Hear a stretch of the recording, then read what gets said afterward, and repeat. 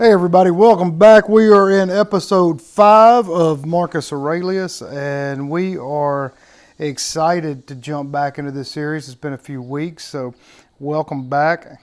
We've had some good feedback from all the learning and the betterment of yourself in this. And I'm sitting outside with Mr. Smith. We're enjoying 2 fine cigars, and of course we have some friends and my lovely wife with us who will be hidden from the cameras.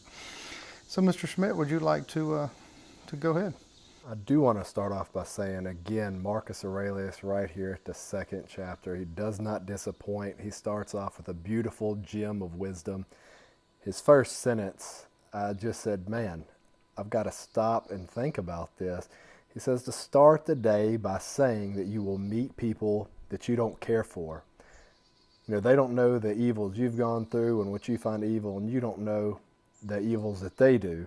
And to take solace in that you will have to deal with these people because they have so much of a certainty, and you do as well, and y'all don't know each other's mix. So you have to come together, and to deal with people, you have to understand that they're not stupid.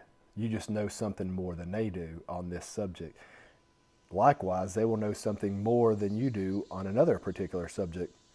So I thought that was great spiritual advice just for the mind to think, I know I will meet people, and I know that they will not know or be aware of what I am aware of, even when you're talking about things of the same sort, because he had to deal with senators on a daily basis that had opposing views that they thought, this should be this way. Well, I know that this isn't going to work because of my field of what I've done in my life, and they might not have the same thing. So to try to work with them and ease them in to your ideas, and then take also as much as you get, because you might not be 100% right either. Yeah, it's true. We run into this situation all the time where we see, particularly when he starts off in the beginning of the day, and sometimes when we see this all the time, you know that you have a business meeting, you have other things in your day or work or whatever, that you're going to run into people that are in opposition to you or your ideas or whatever it is you're doing. And unlike the Bible, this really gives you some helpful insight on how to deal with those daily human experiences that we have to go through. It really reminds you that they have the same spark of divinity in them as you. He relates it back to, we're all made by the gods, and we all have this same spark, and we all know these things. And it's humans' natural state not to oppose each other, but work together, to think of you and the other people as all parts of the body.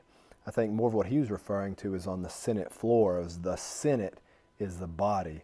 Now, he is the head of the Senate, but that doesn't mean that he doesn't have other things that he needs to relate to. He can't see the people on the ground that touch. He's not the fingertips, but the fingertips work in relation to that. He's not the smell, the olfactory sense, but he needs those people and relate back to them. And he says that it's with the human form to work as a team, to work with one another, because opposing one another very rarely works in your favor. It's against the nature of humanity to work against people, to be opposing forces, to work with them. So even when somebody disagrees with you, something that you don't find maybe just something that to your liking, to not work completely against them, to figure out a way to at least come into some medium ground and to figure something out together, because it is the natural state of humans to work together, to be a part of this one big body, because we all have this spark of divinity that fuels all of us. I agree, and I think that is why it's a shame that we have nation states, that when you have men, when I say men, I mean all of humanity, we do have a natural tendency to want to avoid conflict, to get along. Now, there are the exceptions to that rule. I mean, like my neighbor down the road. I mean, you always have these exceptions, which makes me saddened almost, or aggravated, I don't know what the right word would be, that we have these nation states, that we have wars and conflicts out of people that would otherwise either get along or just ignore each other. It's kind of strange, but I am glad that we're back into this fifth episode, because he says, I can neither be injured by any of them, nor one can fix on me what is ugly, nor can I be angry with my kinsman, nor hate him. It takes a big man and a big soul and a big mind to just say, hey, I'm against certain ideas, certain things that you agree with, but I'm not going to be angry at you. No, because he said, and it's one of the questions that I took from it is, does opposing someone in that manner really get you anywhere? By being angry or by being agreeing? By being opposed to someone, to actively working against hindering someone else's goals. Does that get you anywhere? Maybe not hindering their goals, but just hindering their notion of identity, because their belief system is so rolled up into their identity and our own identities. So when you start opposing someone's belief, whatever it may be, most people get offended because they feel like you're attacking them as a person instead of that one slice of thought, or that one thing, that one idea that you disagree with. That one idea does not, in most cases, encompass the whole person.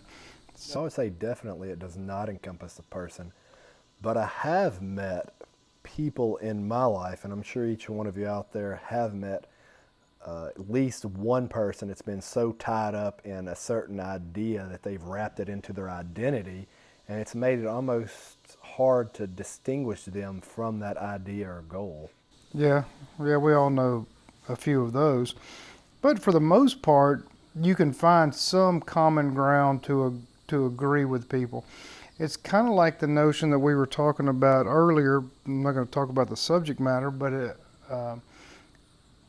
our father talking about issues where you know from experience, and everybody does with the certain people in their lives, you have to approach things with certain, and most people, in a way that is non-offensive, that you can walk around the issue, to come in the back door, to let them see your point of view in a way that does not rub them the wrong way, so they can open their eyes and go, okay, I understand what you're saying, I get it, I'm not opposed to that. Maybe I don't fully understand, or maybe not fully agree, but I still can understand your point of view without getting angry. Because there are certain people you can talk to and you just talk about your point of view, and they just instantly are opposed to you, and they want to fight that, and they want to get mad at you as a person instead of the idea, because when you're talking logically, most people are only governed by their emotions, so you just automatically lose because you're never going to penetrate the emotion. You know, I'm glad that you brought up the point right to fighting, because I've spent a considerable amount of time just meditating on that first bit of what Marcus said. And I can see where he says that we all have the spark of divinity, and that going against someone is against our base human nature. But then I thought, you know, he was the emperor of Rome, and was he only speaking as civilized human beings that had the spark of divinity as the people of Rome, the Roman citizens? Because he was an empire that expanded the Roman borders, so he did send bloodshed on people that did disagree with him. So was this something that he looks back on in his later life and says, well, maybe that wasn't exactly what I was thinking? Maybe does he regret some of those things? I think just this question in itself really deserves a lot of inner inflection into yourself to think about these things. Well, you have to think too that he was very conflicted, because he was concerned whether he would be known as a tyrant or a philosopher king. So, yeah, it just goes to show that the writings, in such an open and honest way, he's quite aware of his fallibility and his human nature, and that's why he has to, being a philosopher king or a tyrant, try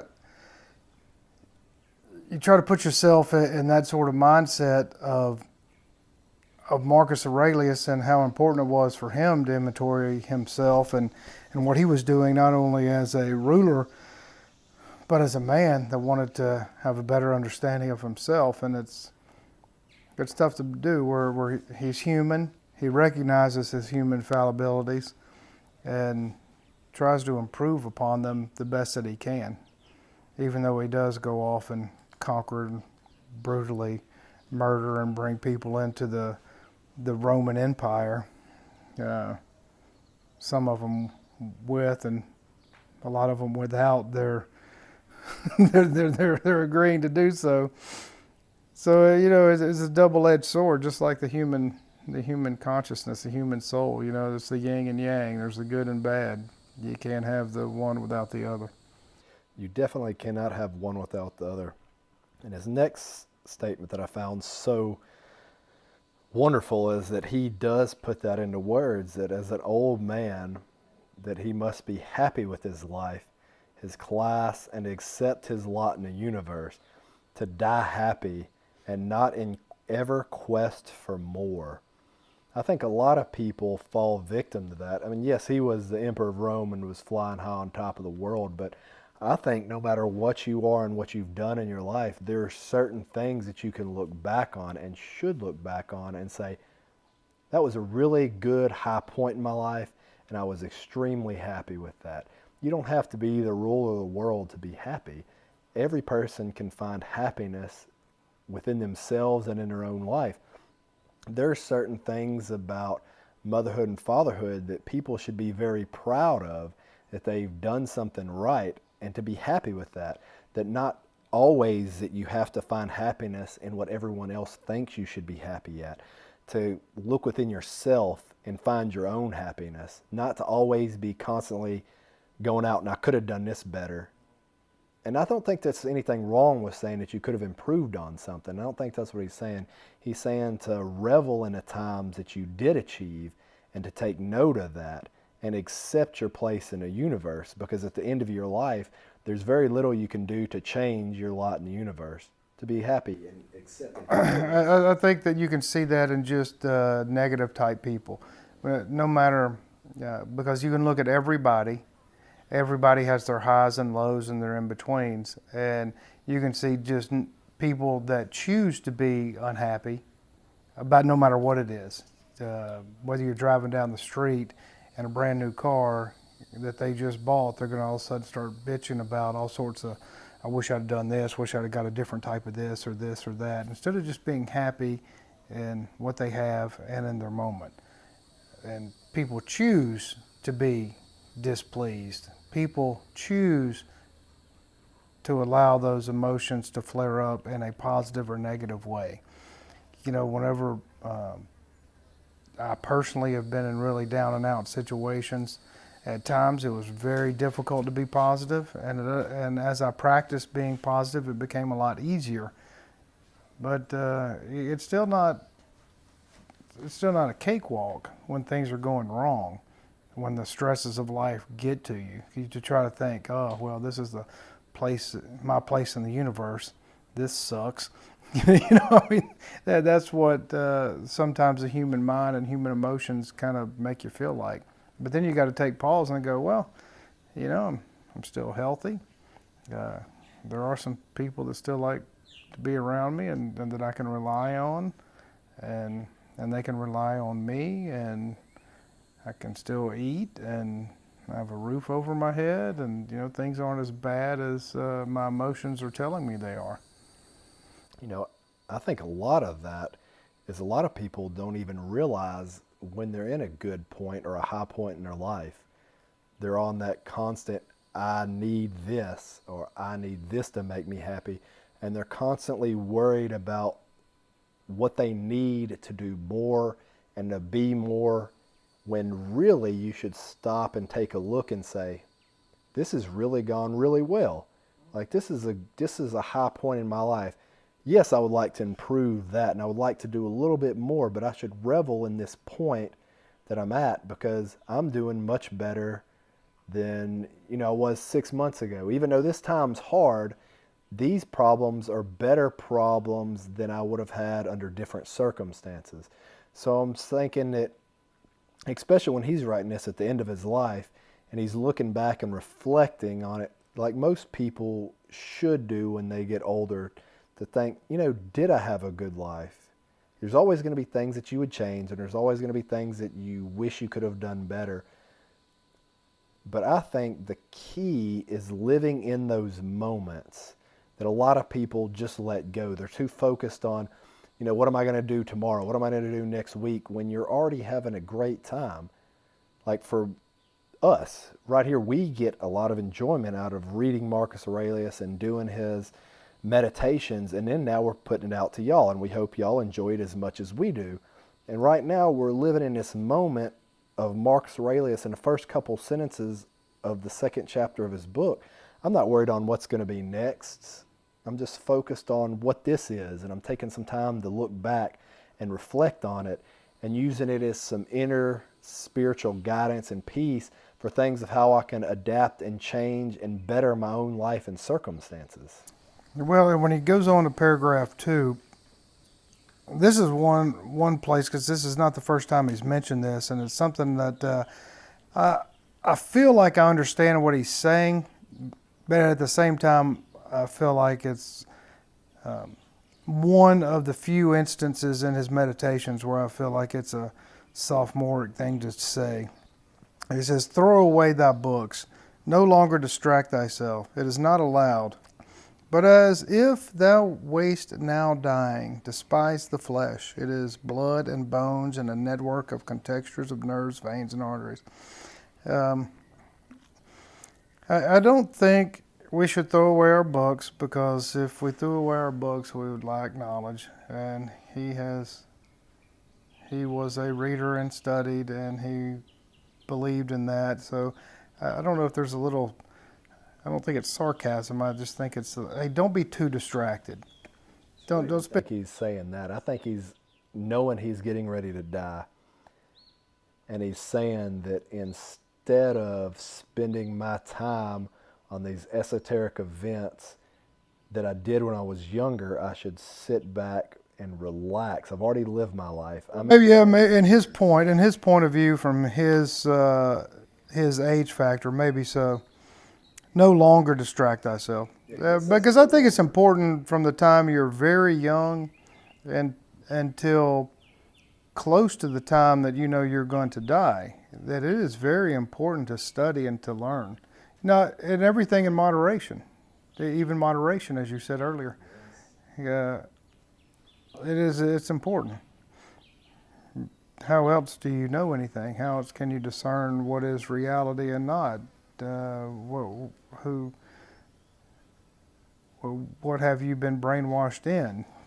How can you discern your own thoughts versus the ones that were planted in your brain? You have to do these things. So it's tough. I do like what he says, see the breath also, what kind of thing it is, the air, and not always the same, but every moment sent out again and sucked in. I almost feel like I'm reading Emerson or Thoreau. Yeah, I thought that was great when he's talking about I'm going to suck the marrow out of life. This is what I thought about. I really took it as, you got this one life, and this is your body, and you're consuming and giving back, consuming, giving back. And I thought about when he said, set aside your books, and I brought that back forward, and I was like, how many chances in life are you given that you don't take advantage of? Oh, God. The things that you don't take advantage of. Like a great example of something that I find very interesting is, like our father, for instance, he says, oh, being successful, it's all luck. It's all luck.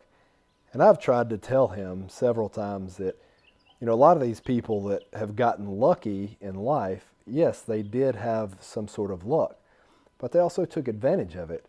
think about how many people are in the same room that heard a certain deal, and how many took advantage of it, and how many didn't take advantage of it. You know, what is it? It's a saying, luck is the mixture of preparation and action. Yeah, Napoleon. And that is absolutely right. But what you mentioned about our dad is that he likes to say that whenever he's referring to people that are way above him in the financial class of things. That's luck to them. But if you talk about his own life and his own achievements, he'll say, no, I worked my ass off. I've worked hard. I like to do deals. I try to find deals. I do deals. That's all. That's what I do with my whole life. You know, he's proud of it. And he should be proud of it. He should. But he'll never say that was luck. He may say there was a little tiny bit of luck. But whenever you're talking about other successful people that are way outside of his league, oh, yeah, they got lucky. That's always that good cop-out of, oh, it's above my pay grade. They got lucky. Right, yeah, and I just think that's always funny. And it's a cop-out for thinking. Our dad's not known to be a thinker. Sorry, Pops, if you're watching this, you know damn well you're not a thinker. I hope you are watching it, though. Yeah, I like, too, that he says all that is from the gods is full of providence, and that which is from fortune is not separated from nature. It's kind of what we were just talking about. Fortune is not separated from nature. I think nature wants everyone to have fortune, whether it's, and everybody's definition of fortune is different, and everybody's notion of materialism is different. You know, I think that I really don't want much more in my life. Like, I got everything physically that I want, or materially.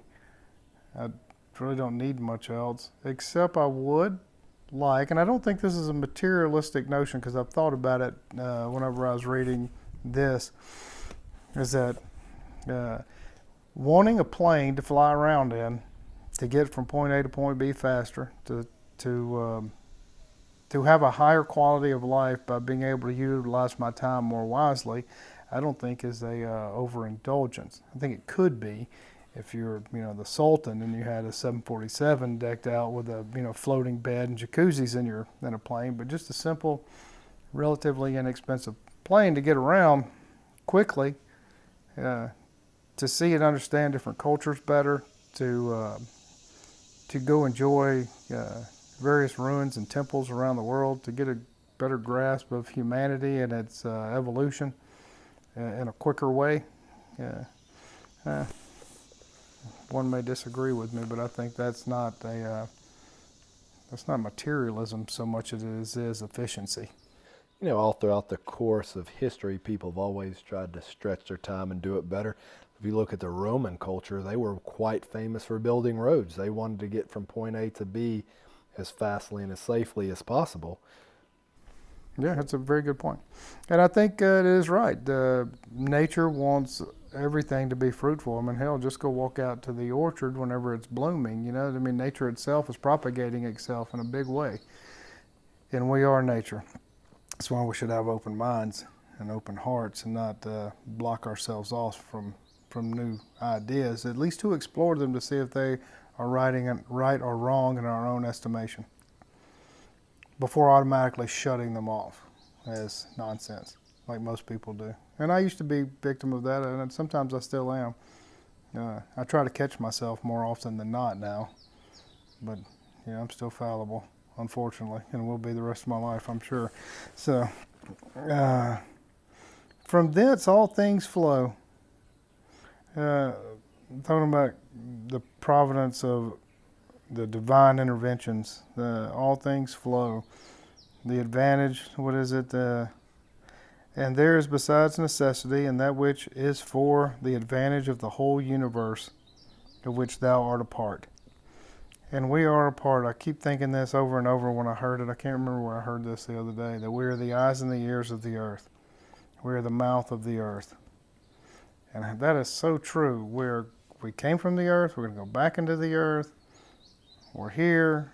I'm enjoying this moment with my brother, and in my periphery, my friend, and my other periphery, the most beautiful woman in the world. And you enjoy this, what it is. We are a part of this. We are seeing. It's weird because we are the earth, and then we get to see ourselves. It's almost like we are a mirror for the growing earth itself. So it's interesting that he says, understand who and what you are in this thing. Yes, your life as a part of the universe. I think a lot of people want to look at themselves as separate from nature, separate from the universe, and to not treat it like that, to treat it as you are the earth, and also to treat every act as if it's your last act, because you don't know if it's going to be your last act on earth. You never know when these things are going to happen. And we are earth, and I think that is true. You go to these big cities, and there's such a big separation. There's everybody's in this identity crisis, it seems now. I was born a man, but I think I'm a girl, or vice versa, or I have all these issues with me. And I just wonder if any of these people ever go to a farm and hang out, and just take a deep breath and just go with the flow. Just, hey, let me just experience nature and absorb this and let this energy feel into me and let me breathe it back out to them. As being farmers and ranchers, of which we are, it's quite interesting. I don't know anyone in the farming and ranching community that struggles with identity crises as such. Maybe, there's something to that. Yeah, I don't know, but it's because there's a separation. There's a separation from the earth. Everybody thinks they are apart from this, and you are not apart from it. No, you live. It's kind of like we were talking about our seeds, and is there such thing as destiny, or is it all predetermined? Like we said in our last video, which I think y'all should watch because it's really good. We are all seeds. That's basically the whole point: is that we're seeds. There's a predetermined thing that we're going to be, and we have to accept. It's just like where we are in this circumstance in life. This is where we are. You either love it or hate it. It's your decision.